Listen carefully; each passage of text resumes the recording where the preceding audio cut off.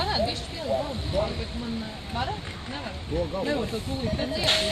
Aiziet. Edgars Katājos no Rīgas, Markus Ozolnieks no Rīgas, Kristofers Pužoks no Ventspils, Raucama Raksts no Mārupas un Gustavs Saulīs, Patriks Grazulis no Rīgas, favorīta Rīgas riteņbraukšanas skolas kluba. Un tā šobrīd cīņa par pirmo pozīciju starp diviem braucējiem, Mārupe, Raucama Raksts un otrajā pozīcijā šobrīd Markus Ozolnieks.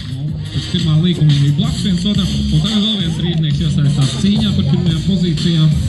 Numur 38 laikam Patriks Grazulis.